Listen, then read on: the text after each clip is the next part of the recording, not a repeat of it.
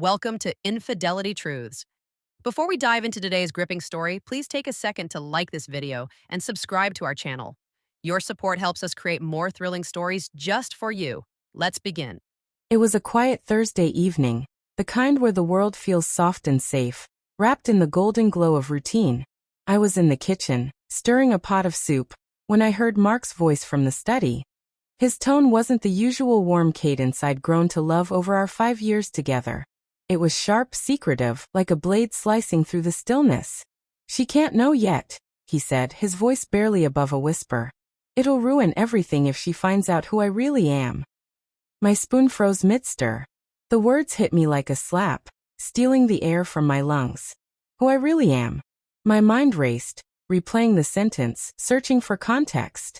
Mark, my Mark, the man who'd proposed under a sky full of stars, who'd promised me forever, was hiding something. Something big enough to ruin everything. I set the spoon down silently, my hands trembling, and edged closer to the study door. "I just need a few more weeks," he continued, his voice tight with urgency.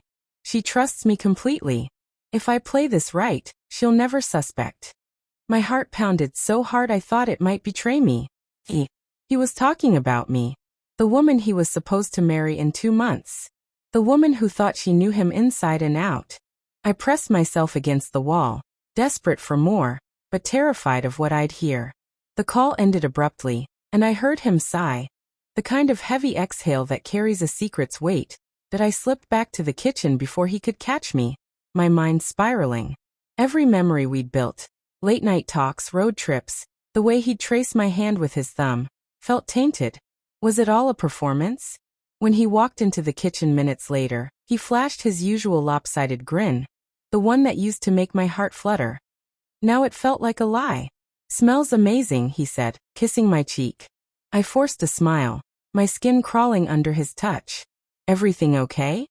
I asked, my voice steadier than I felt. "Just work," he said, shrugging. "You know, the usual chaos." His eyes didn't meet mine. I wanted to scream, to demand who he'd been talking to, what he was hiding. But I'd seen him deflect before, smooth-talking his way out of questions with charm. If I confronted him now, he'd twist it, make me feel like I was overreacting. I needed proof. That night, I barely slept, haunted by his words. My mind churned through every odd moment I'd brushed off. His phone always on silent, the client dinners that ran late, the way he'd changed the subject when I asked about his past. The next morning, I lied about a work meeting and followed him. He said he was heading to the office, but instead, he drove to a bookstore in a part of town we never visited. I parked across the street, my pulse racing as I watched him through the window that he wasn't alone. A man in a dark jacket joined him, someone I'd never seen before. They sat in a corner, heads close, speaking in low tones. Mark's face was serious, almost nervous, nothing like the confident man I knew. When the stranger handed him an envelope, Mark tucked it into his jacket like it was second nature. My stomach twisted. Was this about money? A debt? Something worse? I pulled out my phone and snapped a few photos, my hands shaking so badly the images blurred. They left separately, and I followed Mark to a park nearby. He sat on a bench, opened the envelope, and pulled out what looked like documents. His shoulders slumped as he read, and for a moment, I almost felt sorry for him. Almost. I drove home before he could spot me, my mind a storm of questions. Who was that man? What was in the envelope? And why was Mark hiding it from me? That evening, I played the part of the oblivious fiancé, asking about his day, while my heart screamed for answers. He lied effortlessly, saying he'd been stuck in meetings. I nodded, smiling, but inside, I was planning. The next day, I told him I was meeting my sister for coffee, but instead, I waited in my car down the street. Around dusk, a car I didn't recognize pulled into our driveway. The man from the bookstore stepped out, glancing around before knocking. Mark opened the door, his expression tense but familiar, like they'd done this before. I started recording, my breath shallow that I couldn't wait any longer. I marched to the door, my key shaking in my hand as I unlocked it.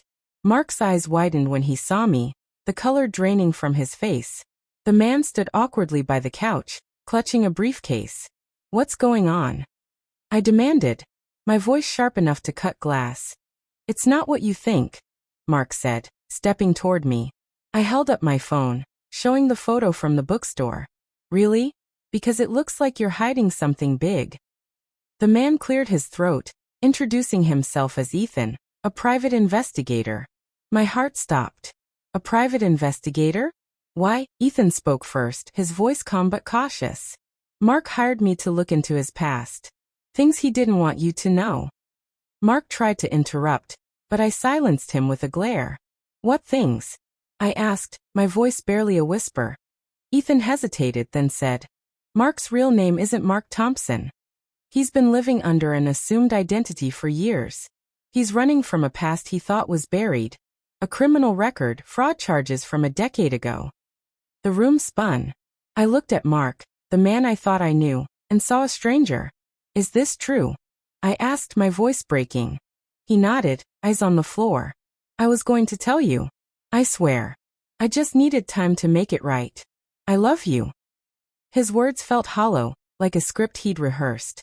I laughed, a bitter sound that surprised even me. You love me? You've been lying about who you are for years. While we planned a life together, you were paying someone to keep your secrets. Ethan shifted uncomfortably.